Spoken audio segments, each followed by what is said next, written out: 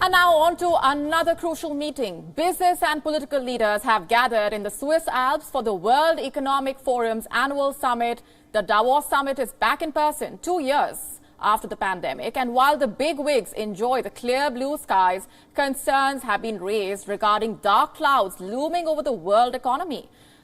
Since the last in-person meeting, a lot has changed. First, there was the COVID-19 pandemic that disrupted the global supply chains. And just when things started looking hopeful, came the Russia-Ukraine war.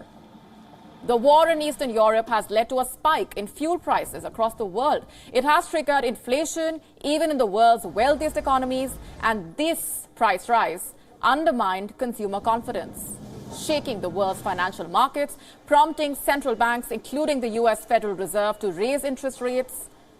Speaking on the global financial concerns, the German Vice-Chancellor and Economy Minister Robert Habeck warned the leaders about the very real possibility of a recession.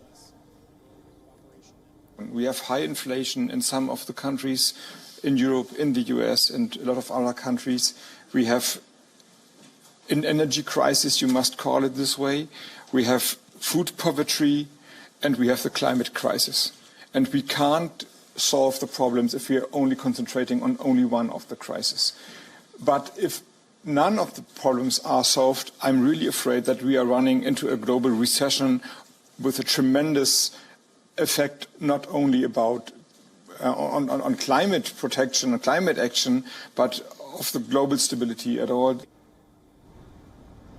And remember, last month, the IMF cut its global growth outlook for the second time this year.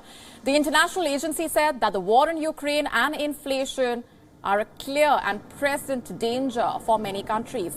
Meanwhile, the IMF's managing director said that although there is a war and tighter financial conditions, she is not expecting a recession yet.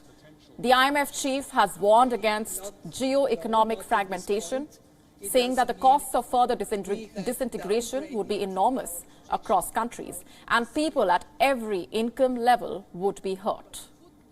Continues to go not at this point. It doesn't mean. So let me start with Kristalina Georgiev, the Managing Director of the IMF. We will address some of those potential. And our business editor, Sumit Chaturvedi, getting us this report from Davos. Take a look.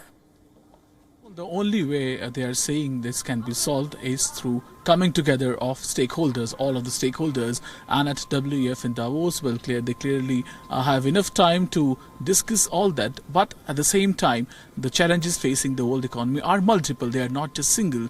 2 years ago, we were facing COVID-19 pandemic. At that time, there was only one way, which was to go out of pandemic as soon as possible and normalize the overall living standards, the living way of living, everything.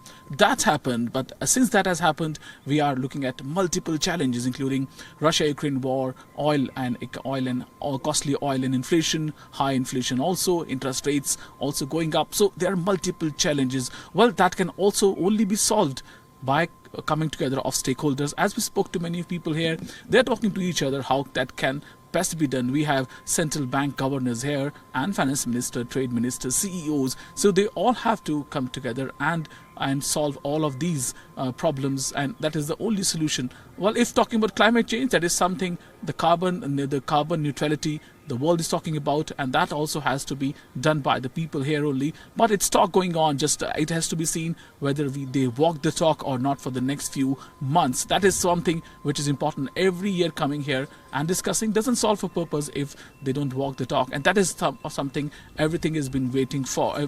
So here the crisis has a different meaning. Multiple crises are being faced by people here, and they are looking at the solutions to them, but discussions going on, and we have to see what action is taken over the next few months, and then only some solution can possibly emerge. But there are some things like Russia-Ukraine war, and everybody is trying to know when it's going to end, or at least know what is the outcome going to be. That is something which is keeping everybody concerned on these challenges. WION now available in your country. Download the app now. Get all the news on the move.